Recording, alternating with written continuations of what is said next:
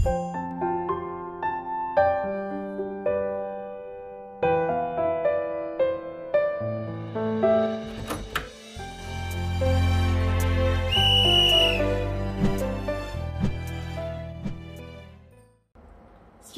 puji nama Tuhan, berjumpa kembali bersama saya Evangelis Fernando Eskel Ginting dalam channel ini. Senang rasanya bisa membagikan berkat Tuhan untuk kita sekalian.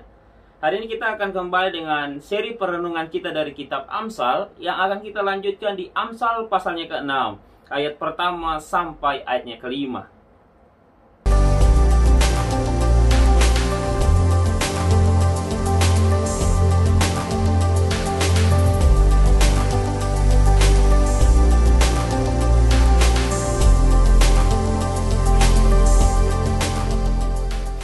Hari ini kitab Amsal memberi pembelajaran mengenai peringatan-peringatan terhadap orang yang menjadi penanggung sesamanya.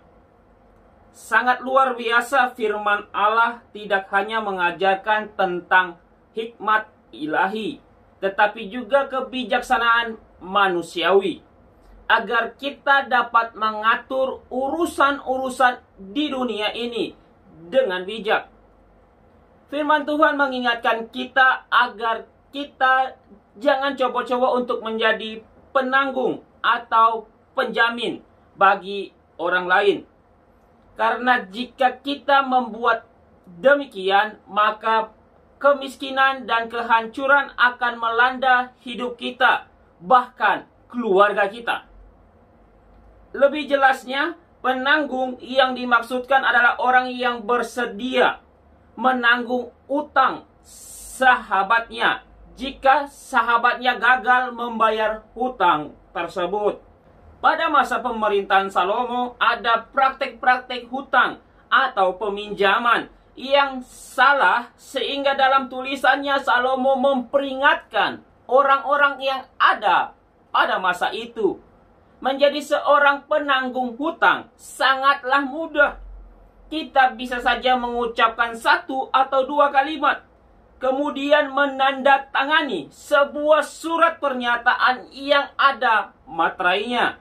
Tetapi ingatlah bahwa perjanjian itu tidak akan mudah untuk dibatalkan atau dilepaskan dari kehidupan kita. Jika seseorang terperangkap pada perkataannya sendiri, harus dia selesaikan secepat mungkin, karena keadaan akan menjadi berbahaya ketika kita menempatkan diri kita sebagai seseorang atau seorang penanggung hutang. Maka itu berarti kita telah terjerat atau terperangkap dalam sebuah masalah. Kitab Amsal menggambarkan keadaan yang berbahaya itu seperti seekor kijang atau seekor burung yang telah terperangkap. Ada 3 poin yang dapat kita pelajari hari ini, yaitu yang pertama, orang yang berhikmat akan sedapat mungkin menjauhkan diri dari utang, sebab utang itu akan menjadi kewajiban baginya, menjeratnya di dunia ini, menjerumuskannya dalam bahaya, dan dia harus menanggung penderitaan yang seharusnya tidak perlu.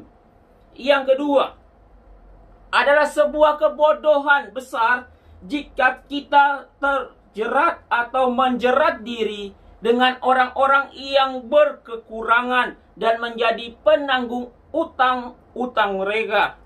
Saya tidak mengajarkan kita untuk berpikir bahwa dilarang untuk menjadi penolong atau menolong orang-orang yang berkekurangan. Tetapi seperti Rasul Paulus yang menjadi penanggung bagi Onesimus dalam Filemon pasalnya yang pertama ayat yang ke-19. Kita dapat menolong jika kita tahu benar orang yang kita tolong adalah seorang yang jujur dan rajin. Dengan demikian kita dapat berbuat baik bagi dia tanpa membuat kita sendiri bermasalah atau dalam masalah. Yang ketiga, jika karena kebodohan kita sendiri kita terlanjur terjerat hutang, maka sudah seharusnya kita keluar dari jerat itu secepat mungkin. Jangan membuang-buang waktu dan tenaga kita. Juga tidak perlu untuk mencari orang lain untuk sama-sama terjerat dalam permasalahan-permasalahan yang sama dengan kita alami. Sehingga kita boleh terlepas dan boleh keluar dari setiap jerat dan setiap ikatan masalah dalam kehidupan kita. Kiranya melalui perenungan ini boleh memberkati kita sekalian. Dan sampai ketemu dalam video-video selanjutnya. Kiranya Tuhan Yesus memberkati kita sekalian. Shalom.